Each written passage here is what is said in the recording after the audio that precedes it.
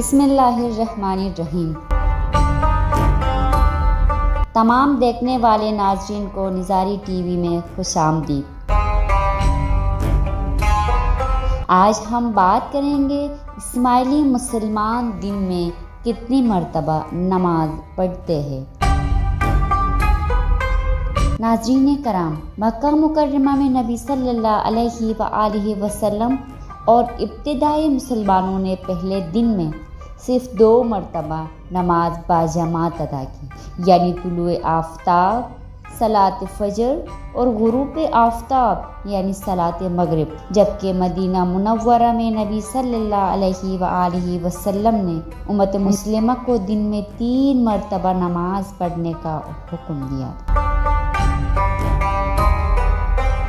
ارشاد باری تعالیٰ ہے، ترجمہ: دن کے دونوں کناروں اور رات کے کچھ حصے میں نماز قائم رکھو، یقیناً نیکیاں برائیوں کو دور کر دیتی ہے۔ یہ نصیحت پکڑنے والوں کے لیے۔ سورہ ہود۔ یہ نمازیں طلوع آفتاب یعنی صلاۃ فجر اور غروب آفتاب یعنی صلاۃ مغرب اور رات صلاۃ عشاء میں تھے۔ مدینہ منورہ میں ایک ہفتہ وار روایت بھی شروع ہوئی، جہاں مسلمان جمعہ کے دن خصوصی دعا کے لیے دوپہر کو جمع ہوتے تھے۔ نبی اکرم صلی اللہ علیہ وآلہ وسلم نے اپنے مرضی سے نماز ظہر اور عصر کی نماز میں روزانہ کی بنیاد پر پڑھی۔ رسول خدا صلی اللہ علیہ وآلہ وسلم کے وفات کے بعد فقہاء نے نماز کو معیاری بنانے کی کوشش کی۔ انہوں نے نماز کے 3 قرآنی اوقات کے لیے اور عصر و ظہر کی نمازیں جو انہوں نے نبی صلی اللہ علیہ وآلہ وسلم کو کرتے ہوئے دیکھا تھا، ان کو 5 نمازیں ادا کرنے کے لیے شامل کیا۔ یوں 5 نمازیں شیعہ اور سنی اسلام کے لیے معیار شریعت بن گئی۔ مسلم روایت کے تاریخی مطالعے سے یہ پتہ چلتا ہے کہ 5 نمازوں کے اوقات کا خیال پیغمبر اسلام کے وفات کے کم از کم 100 سال بعد پیدا ہوا، جو کہ محمد مصطفیٰ صلی اللہ علیہ وآلہ وسلم کی تاریخی تعلیمات کی طرح واپس نہیں جاتا۔ اس کے بعد فقہاء نے عبادت کو مستحکم کرنے کی غرض سے انہیں ہر مسلمان پر روزانہ کی بنیاد پر 5 مرتبہ اسے ادا کرنا فرض ہو گیا۔ تاہم یہ شک ہے کہ آیا محمد مصطفیٰ صلی اللہ علیہ وآلہ وسلم کے آخری سالوں میں بھی روزانہ 5 وقتوں میں بھی باقاعدگی سے ادا کیے گئے تھے یا نہیں۔ قرآن مجید کے کچھ صورتوں سے ظاہر ہوتا ہے کہ روزانہ کم از کم 3 نمازیں پڑھنے کا حکم ضرور دیا گیا ہے۔ اور اس بارے میں قرآن مجید کیا کہتی ہے، آئیے ذیل میں دیے گئے آیات مبارکہ سے کچھ سمجھنے کی کوشش کرتے ہیں۔ پہلی آیت میں اللہ تبارک و تعالیٰ فرماتے ہیں، ترجمہ: سب نمازوں کی محافظت کیا کرو اور بالخصوص درمیانی نماز کی، اور اللہ تعالیٰ کے حضور میں سروپا ادب و نیاز بن کر قیام کیا کرو۔ سورہ بقرہ۔ دوسری جگہ اللہ تبارک و تعالیٰ فرماتے ہیں، ترجمہ: بے شک نماز مومنوں پر مقررہ وقت کے حساب سے فرض ہے۔ سورہ النساء۔ سورہ ہود میں اللہ تعالیٰ فرماتے ہیں، ترجمہ: اور دن کے دونوں کناروں اور رات کے کچھ حصوں میں نماز قائم کیجیے، بے شک نیکیاں برائیوں کو مٹا دیتی ہے، اور یہ نصیحت ہے نصیحت قبول کرنے والوں کے لیے۔ سورہ بنی اسرائیل میں اللہ تعالیٰ فرماتے ہیں، ترجمہ: نماز قائم کرو سورج ڈھلنے سے لے کر تاریکی تک، اور نماز فجر کا قرآن پڑھنا بھی لازم کر لے۔ سورہ طٰ میں اللہ تعالیٰ فرماتے ہیں، ترجمہ: تو ان کی باتوں پہ صبر کرو اور سورج کی طلوع ہونے سے پہلے اور اس کے غروب ہونے سے قبل اپنے رب کی حمد کے ساتھ اس کی پاکی بیان کرتے رہو، اور رات کے کچھ گھڑیوں میں بھی دن کے کناروں پر بھی اللہ کی پاکی بیان کیا کرو۔ یہ سب کچھ اس لیے تاکہ آپ کا رب راضی ہو جائے۔ سورہ المومنین میں اللہ تعالیٰ فرماتے ہیں، ترجمہ: جو اپنی نمازوں کی حفاظت کرتے ہیں یہی لوگ وارث ہے، یہ فردوس کی میراث پائیں گے، وہ ہمیشہ اس میں رہیں گے۔ سورہ المعارج میں اللہ تعالیٰ فرماتے ہیں، ترجمہ: جو اپنی نمازوں پر ہمیشگی قائم رکھنے والے ہیں۔ ایک اور آیت میں اللہ تعالیٰ فرماتے ہیں، ترجمہ: اور وہ لوگ جو اپنی نمازوں کا حفاظت کرتے ہیں، یہ لوگ ہیں جو جنتوں میں معزز و مکرم ہوں گے۔ ناظرین کرام، آئیے احادیث کی روشنی میں جاننے کی کوشش کرتے ہیں کہ رسول خدا صلی اللہ علیہ وآلہ وسلم نے کیا 3 وقتوں میں نماز ادا کرنے کی بات کی تھی یا نہیں۔ اہل سنت والجماعت کے معتبر احادیث کے کتابوں میں رسول خدا صلی اللہ علیہ وآلہ وسلم سے نقل شدہ روایت سے ان دونوں قسم کی جمع تقدیمی اور تاخیری کا استفادہ ہوتا ہے۔ بطور نمونہ کچھ روایات درج ذیل ہے۔ نمبر 1، یحییٰ بن یحییٰ نے ہمیں بتایا کہ میں نے مالک کے سامنے اس حدیث کی قرأت کی جسے زبیر نے سعد ابن جبیر سے، انہوں نے ابن عباس سے نقل کیا ہے، اور ابن عباس کہتے ہیں رسول اللہ صلی اللہ علیہ وآلہ وسلم نے نماز ظہر اور عصر اور مغرب و عشاء کی نماز کی کسی خوف و سفر کے اکٹھا ادا کیا تھا۔ صحیح مسلم جلد نمبر 5 صفحہ نمبر 213 باب الجمع بین الثلاثین۔ نمبر 2، احمد بن یوسف اور اون بن سلام دونوں نے زبیر سے نقل کیا ہے، اور ابن یونس یہ کہتے ہیں کہ زبیر ابو الزبیر نے سید ابن جبیر سے، اور انہوں نے ابن عباس سے نقل کیا ہے۔ ابن عباس کہتے ہیں کہ پیغمبر اکرم صلی اللہ علیہ وآلہ وسلم نے مدینہ میں بغیر کسی خوف و سفر کے نماز ظہر اور عصر کو ایک ہی ساتھ انجام دیا تھا۔ ابو زبیر نے کہا، میں نے سید ابن جبیر سے سوال کیا کہ پیغمبر اسلام نے ایسا کیوں کیا؟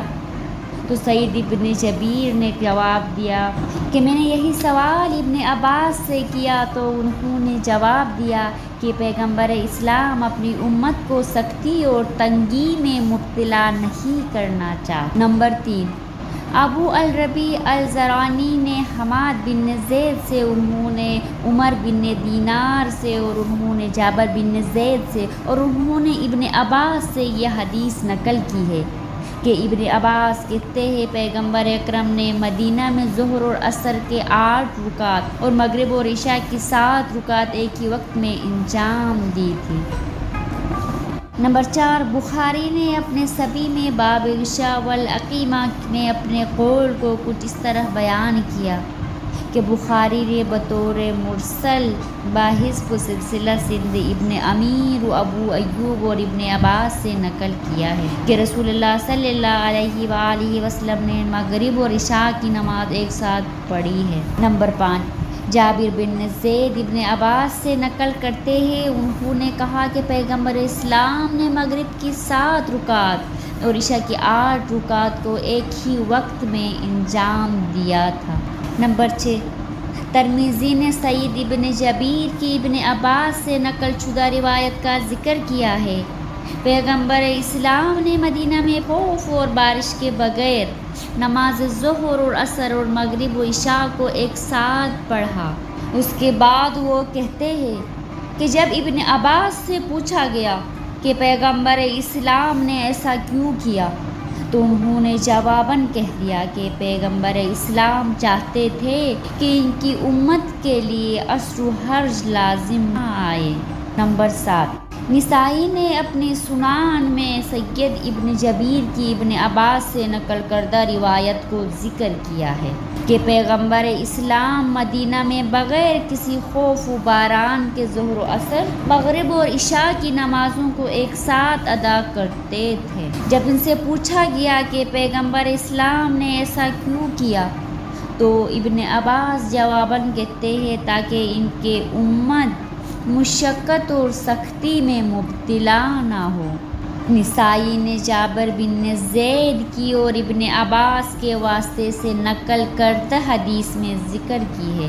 بصرہ میں پیغمبر اسلام نے بغیر کسی وجہ کے نماز ظہر اور عصر اور مغرب اور عشاء کو بغیر کسی فاصلے کے ادا کیا تھا، اور ابن عباس کو یہ خیال آیا کہ انہوں نے مدینہ میں بھی پیغمبر اسلام کی اقتداء میں نماز ظہر اور عصر کے سجد و رکوع پے در پے ادا کیا ہے۔ نمبر 9، عبد الرزاق نے عمرو بن شعیب اور انہوں نے عبداللہ بن عمر سے نقل کیا ہے کہ عبداللہ بن عمر کہتے ہیں کہ پیغمبر اسلام نے ہمارے سامنے بغیر کسی سفر و حالت حضر کے ظہر و عصر کے نمازوں کو ایک ساتھ انجام دیا ہے۔ تو ایک شخص نے ابن عمر سے پوچھا کہ آپ کے نظر میں پیغمبر اسلام نے ایسا کیوں کیا؟ تو انہوں نے جواباً کہہ دیا تاکہ امت محمدی کو حرج مشقت کا سامنا نہ کرنا پڑے، خواہ وہ اس کی سہولت و آسانی سے کسی ایک فرد ہی کو فائدہ پہنچے۔ نمبر 10، البراد نے اپنے مسند میں ابو ہریرہ سے نقل کیا ہے، ابو ہریرہ نے کہا کہ پیغمبر اکرم نے مدینہ میں بغیر کسی خوف کے 2 نمازوں کو ایک ساتھ جمع کیا ہے۔ الطرانی نے اپنے مسند میں عبداللہ ابن مسعود کو نقل کردہ روایت کا تذکرہ کیا ہے کہ پیغمبر اسلام نے مدینہ میں ظہر اور عصر اور مغرب و عشاء کی نمازوں کو ایک ساتھ انجام دیا، تو آپ سے سوال کیا گیا کہ آپ صلی اللہ علیہ وآلہ وسلم نے ایسا کیوں کیا؟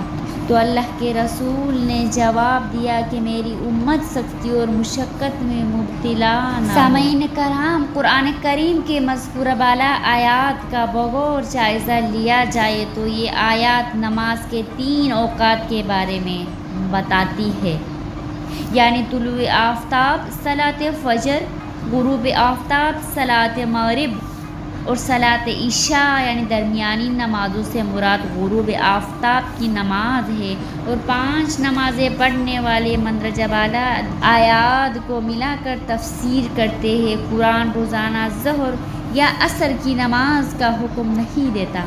در حقیقت ایک قرآنی آیت مومنین کے بارے میں بتاتی ہے کہ وہ طلوع آفتاب اور غروب آفتاب کے وقت نماز پڑھتے ہیں، لیکن دوپہر کو کپڑے بدل کر آرام کرتے ہیں۔ ارشاد باری تعالیٰ ہے، ترجمہ: اے ایمان والو، تمہارے غلام اور تم میں سے جو بالغ عمر کو نہیں پہنچے، انہیں چاہیے کہ 3 اوقات میں فجر کی نماز سے پہلے اور دوپہر کے وقت جب تم اپنے کپڑے بدل کر رکھتے ہو اور نماز عشاء کے بعد گھر میں داخل ہونے سے پہلے تم سے اجازت لے۔ یہ 3 اوقات تمہاری شرم کے ہیں۔ ان 3 اوقات کے بعد تم پر اور نہ ان پر کچھ گناہ نہیں ہے، تم نہ ان پر عمد و رفع رکھتے ہیں، تمہارے یہاں ایک دوسرے کے پاس اللہ تعالیٰ یوں ہی بیان کرتے ہیں اور علم و حکمت والا ہے۔ سورہ النور۔ ظہر کی نماز کے ثبوت کے طور پر ذیل کی آیت کی طرف کچھ اشارہ کرتے ہیں۔ اللہ تبارک و تعالیٰ فرماتے ہیں، آسمان اور زمین میں اسی کے لیے حمد اور تسبیح کرو، اسی کی تیسرے پہر جب کہ تم پر ظہر کا وقت آتا ہے۔ سورہ الروم۔ مذکورہ آیات میں حمد کا لفظ استعمال کیا گیا ہے، نہ کہ نماز کا۔ قرآن کہتا ہے کہ نمازیں مقررہ اوقات میں فرض کی گئی ہے، حتیٰ کہ اہل سنت کے فرقے کی روایات میں بھی 5 نمازوں کو ثابت کرنے کے لیے استعمال ہونے والے ابتدائی ذرائع متضاد ہے اور 2 مختلف احادیث پر بھی مشتمل ہے۔ حدیث نمبر 1، ایک حدیث میں یہ دعویٰ کیا گیا ہے کہ معراج کے دوران اللہ تعالیٰ کی طرف سے نبی صلی اللہ علیہ وآلہ وسلم کو حکم دیا گیا تھا کہ وہ اپنی جماعت کو روز 5 نماز ادا کرنے کا حکم دے۔ پھر موسیٰ علیہ السلام نے نبی صلی اللہ علیہ وآلہ وسلم سے کہا کہ میری امت 2 وقتوں میں نماز ادا نہیں کرتے تھے، آپ اللہ تعالیٰ سے عرض کیجئے کہ ان کی تعداد میں کمی کر دے۔ یہ کہا جاتا ہے نبی صلی اللہ علیہ وآلہ وسلم نے اللہ تعالیٰ سے عرض کیا یہاں تک کہ یہ 5 بار کم ہو۔ صلی اللہ علیہ وآلہ وسلم نے انہیں مزید کم کرنے میں شرمندگی محسوس کیا۔ اس حدیث کے نظریاتی مسائل کے باوجود تاریخی علماء نے اس حدیث کو اسلام کی پہلی صدی کے آخر تک یعنی 700 کی دہائی کے وسط میں نبی صلی اللہ علیہ وآلہ وسلم کے 100 سال بعد پہلے اوائل میں لکھی ہے۔ نیز حدیث میں نبی صلی اللہ علیہ وآلہ وسلم سے اور بعد میں ذرائع نے اسے پیغمبر تک واپس لینے کے لیے ایک منتقلی لائن بنائی۔ ایک اور حدیث اس پہلی حدیث کی تردید کرتی ہے کہ صرف یہ کہتی ہے کہ جبریل علیہ السلام نے نبی صلی اللہ علیہ وآلہ وسلم کو معراج سے واپسی آنے کے بعد 5 نمازیں پڑھائی تھی۔ علماء نے پایا ہے کہ دوسری حدیث پیغمبر کے 150 سال بعد کی ہے، یعنی اسلام کی دوسری صدی کے وسط کی۔ ان سب کے بعد بھی سنی مسلمان اس بات پر متفق نہیں ہے کہ 5 نمازوں کے اوقات حدیث کو نظر انداز کرتے ہیں۔ یہ دعویٰ کرتے ہیں کہ وہ قرآن میں ہے۔ بعض اوقات یہ تسلیم بھی کرتے ہیں کہ قرآن میں 5 نمازوں کا ذکر نہیں ہے۔ احادیث کے اوپر اس تمام تر تضاد کے برعکس اسماعیلی مسلمان مولانا شاہ کریم علی حسینی حاج امام کی رہنمائی پر عمل کرتے ہیں، جنہوں نے رسول صلی اللہ علیہ وآلہ وسلم کی حکمیت کے جائز علمبردار اور قرآن کے مفسر ہونے کے ناطے موجودہ دور میں اپنی جماعت کے لیے نمازوں کے تعداد کا تعین کیا ہے، جس میں اوقات اور سیاق و سباق پر مشتمل ہے۔ نظاری ٹی وی کے دیکھنے والوں کا شکریہ۔ مزید اس طرح کے معلوماتی ویڈیو دیکھنے کے لیے ہماری چینل کو سبسکرائب کیجیے۔